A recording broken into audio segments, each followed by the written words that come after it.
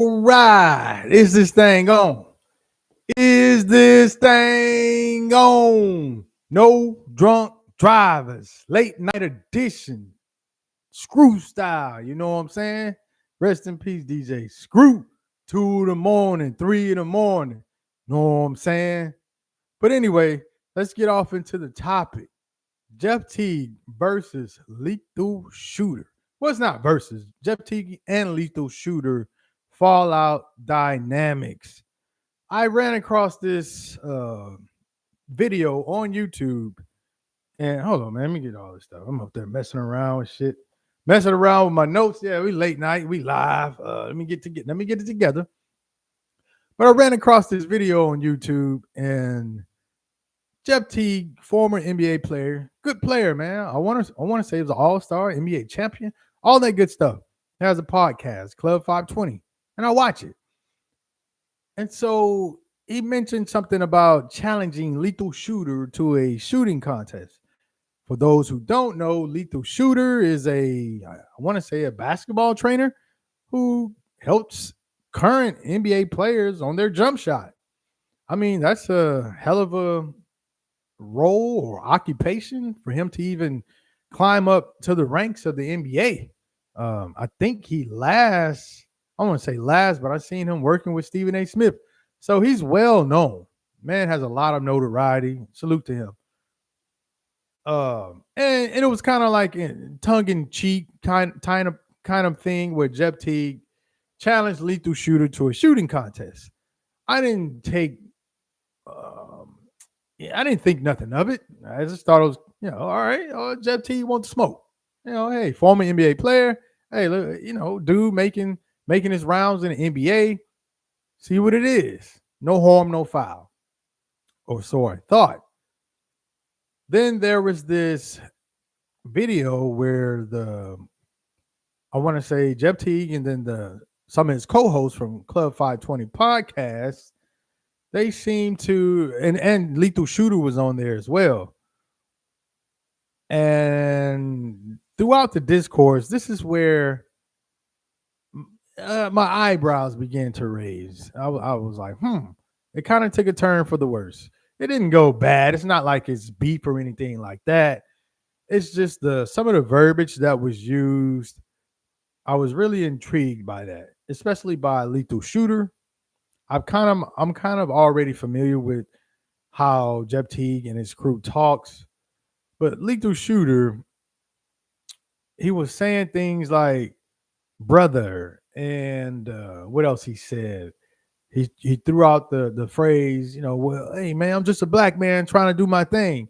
I'm paraphrasing, but it was something like that along the lines.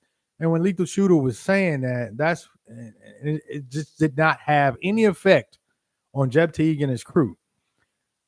I looked in the comment section, and everybody was pretty much on Jeff Teague's side, saying Lethal Shooter was being emotional, taking it too far, taking it personal. Is this a shooting contest?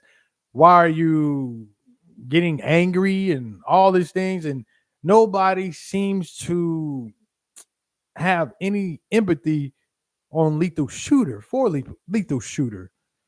I do, because this video is not necessarily about those two individuals specifically.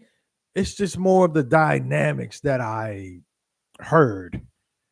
And the dynamics of what I heard, it's the youth. And it sticks out. The youth, because that dialogue, this is what I run across online. Sometimes I meet people who are like-minded, who do not troll, who won't say anything they won't say to me to my face. But I would say about 70% of the time, I'll say about 65% of the time, you're dealing with people who will say things to you that if you were face to face, they would not say that. I know they would not say that, because throughout my day-to-day life, people do not talk to me in that manner. And the youth, what I've witnessed since being online, it reminds me, and these are some of the notes that I took down. Someone males who are feminine. They troll, anti-masculine. It reminds me of arguing with my ex-girlfriend.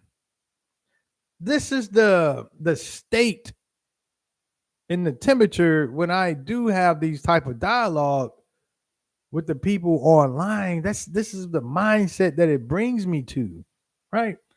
And so when he was kind of like egging him on, he didn't understand why Lethal Shooter was getting a little, he was getting. I could tell he was getting a little elevated. He was getting irritated with Jeff Teague and his crew, and they just kept egging him on. And so Lethal Shooter said something on the to the line. He said something to the effect of, "Hey man, why you want to tear another black man down? Why not just have me on your show?" It was something along those lines, and that's when it really hit home. And I'm like, wow, that is true. Jeff Teague, you do have a lot of notoriety. Your podcast is booming. Why not help that man out instead of trying to tear him down? And I say tear him down as in I started thinking about why would Lethal Shooter not participate in the shooting contest is he has a lot to lose. And Jeff Teague, what do you have to gain? You're a former NBA player, and I want to say Lethal Shooter even alluded to that. You're a former NBA player. Why are you challenging me to a shooting contest? Lethal Shooter, let's say if he takes the contest, what does he have to gain? Okay, he beats Jeff Teague. That's not a small feat, but he's already currently working with NBA players, current NBA players at that. If he loses, that's going to take a hit on his credibility. That's his livelihood. He doesn't have the big NBA contract. So he has a lot more to lose. So I'm like, why would you want to put that man in that predicament? I started thinking about that. Uh, and this is where it takes a turn, maybe I'm looking into it more than what it actually is. That's what I'm saying. It's not really about Jeff Teague and Lethal Shooter. It's just about the verbiage that was used and how one side was being serious, the other side was kind of like how I was saying about the youth. They were just trolling and it just feminine energy. And so these are the things that I want to touch on because I noticed throughout online, especially, online and particularly with the black community, is that when there is a man who carries himself a certain way, he wants to be respectful. He comes across as being an enlightened individual, somebody who wants to spread wisdom and things like that. For some reason within our community, we want to attack that man or woman. We want to look for all the chinks in the armor instead of building that individual.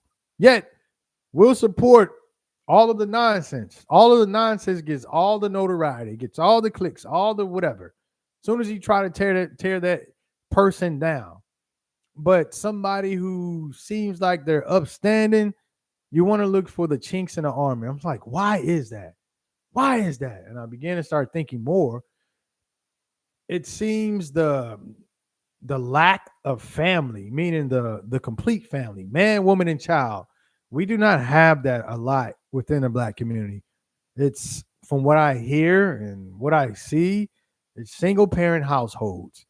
And this is just my assumption that a lot of these males now, because due to the lack of the family environment that do have a man in the household, we have these men who are growing up with these feminine traits.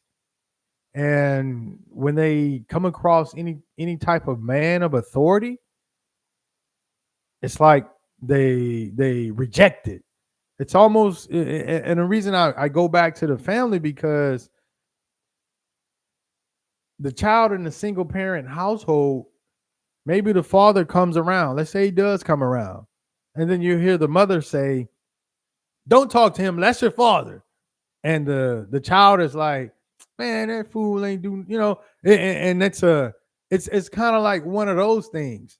And I believe that it leaves a stain in the child's brain to where when the time comes for respect, because they're not being taught that, they revert back to those childhood maybe trauma or memories that they have of a male authority figure, or some of a male, of somebody of prestige or power or notoriety or something along those lines, where it should garner some type of respect, and they totally reject it.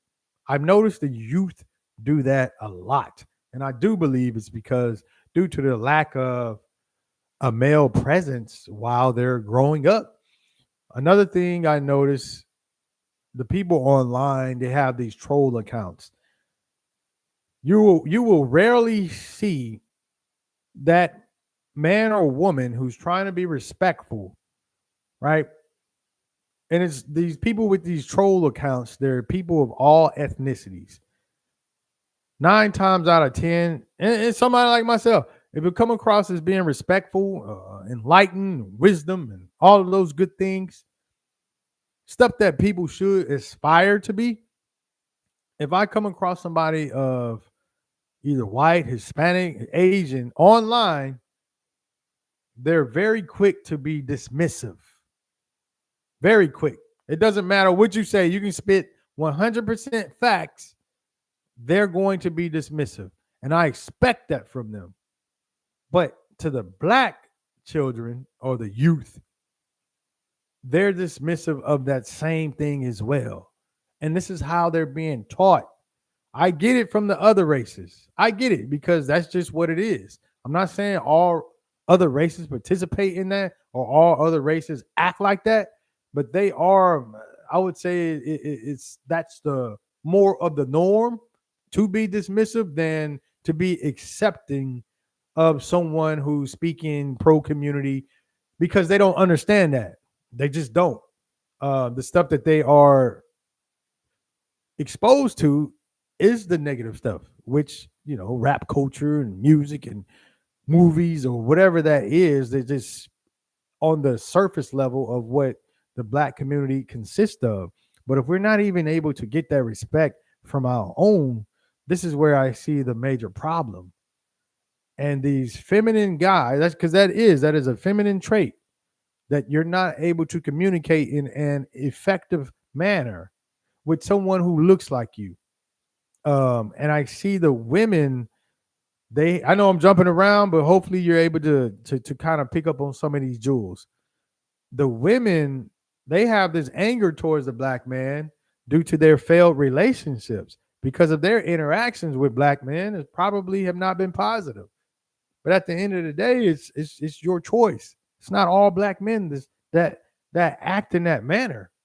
We do have a lot of respectable black men. And yes, I know from experience, when I conduct myself in a respectful way, if it's not returned, then yes, I'm going to get irritated. I'm going to get agitated, because I know you're not looking at me the same way that I view you. I view you as my own, as us. You view me as an almost like an enemy, or someone who does should not even garner any type of respect, even though I may be your elder. And that reverts back to how one is raised. And that's the crux of what I'm really getting at. The youth, and that's why I'm not gonna lie. I do watch the podcast, but there are some cringe moments as a viewer when I hear them talk. It just reminds me of how much disconnect there is with the youth and the elders within the community, or just people who want to be respected. There is a major disconnect, and that is a huge issue. How are we going to build if we cannot mend that relationship? Now, one may say, well, why is that important? Well, it's very important because, for one, if I'm an elder and I want to pass along this knowledge, this wisdom based off of my experiences, Nine times out of 10, I've already lived and experienced the things that the youth, you as younger black man and woman, are currently going through. There's nothing new under the sun.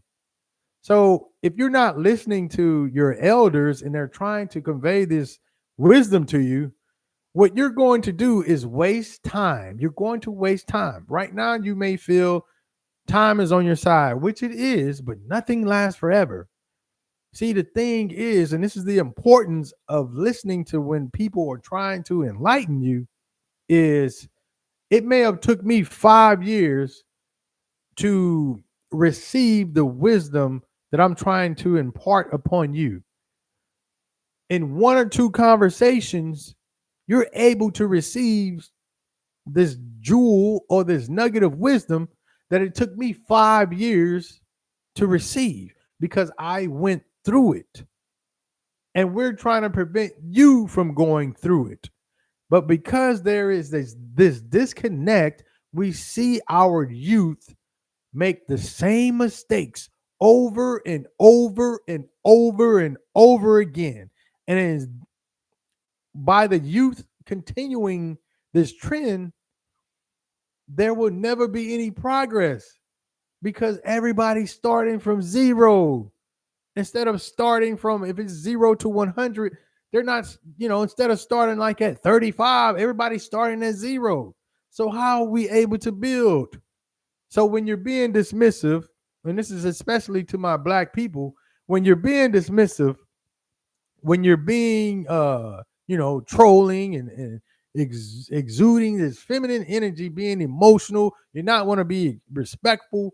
And I'm sorry, I keep saying the word feminine, so I'm not trying to target the ladies, but I'm saying feminine because I see a lot of the males act in that manner. And so when a male is acting feminine, yes, that's not, you're moving wrong, right? That's just what that is. Unfiltered, yeah. You're moving wrong. But if a woman, how can a woman correct a man or if he's moving right? And this is a problem with the single parent household. But if we're not able to mend this bridge and clear and fix this communication thing, we're never going to be able to build as a community. So yes, I know the subject matter was not as deep or as serious as I'm taking it there, and that's why I say it's nothing personal against Jeb Teague and Lethal Shooter or anybody else who was involved. I'm just using that because those are the individuals with notoriety, and it just sparked something in my brain to where I believe the inception of the fallout stems from the things that I'm talking about. And so, if I can, let's just say the youth is listening right now, I would just tell you, just on a beginner's level, when a man is talking to you in a respectful manner, do not troll him. It's not funny. Don't troll him. Extend the respect back. You may learn something. You may actually gain a friend instead of an enemy. See, when you gain enemies, you're destroying. When you gain a friend, you're building. That's networking, right? These are the this is the building blocks of forming a community. And that is why it's imperative for the elders to teach the youth about respect. It can go a long way, a very long way. And shout out to Jeb Teague, continue doing the great things. Shout out Lethal Shooter, continue doing what you're doing.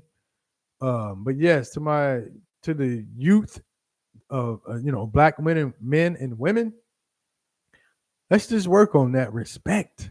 Everything is not funny. Everything is not a troll, right? Everything's not funny. Everything is not a troll. And that's another thing that I noticed during that conversation when Lethal Shooter was trying to get those gentlemen to be serious. They just, oh man, why you taking it there, man? Man, we're just trying to do this. Like, hey man, listen to that man. Hear him out. You don't know what he's going through. You're gonna put him out there like that to, like I said, jeopardize his livelihood. instead of assist and build within his livelihood? Why not do that? What's wrong with that? But we see each other as competition for some reason. That's the Willie Lynch. Man, I didn't even get to touch on that because I had looked it up. I forgot the phrase. Oh, yeah, it's the end of the video. I'll just do another one about the Willie Lynch syndrome and all that. But that's what that is, though. We see somebody climbing up, what they call it, crabs in a bucket. And I'm not saying that anybody from the 520 podcast is jealous of Lethal Shooter. I'm just looking at things on a macro level. Outside of the 520 podcast and outside of Lethal Shooter, I see this go on within the black community. You see it all the time. You see it in music. Two artists, similar stature, same age, same gender. They're always pitted against each other. Instead of, hey, you have a certain audience, you have a certain audience. Let's rock together and we can multiply our audience and build. Same thing you see with the women, same gender, similar age bracket or whatever, same lane, or maybe the similar style. They always pit against each other. I never understood that. We never build. Why? But I think I just explained why. And it's a very, very, very, very intricate conversation, one that cannot be broken down in one video. But I do feel that the black family dynamic or lack thereof is a cause of a lot of those issues. I think that's it for tonight on a late night video. Yeah. Oh yeah, also I want to see who's watching before I get out of here. The first 4 people who comment. No, Well, 2. I'll just leave it at 2. The first 2 people who comment, drop your cash app and I'll send you $50. I'm doing this as an experience. I'm dead ass. So if you comment the first 2, I will drop $50 in your cash app. All you got to do, put your cash app in the comment. Boom. $50. I'm trying to see something. All right. Till next time. Peace.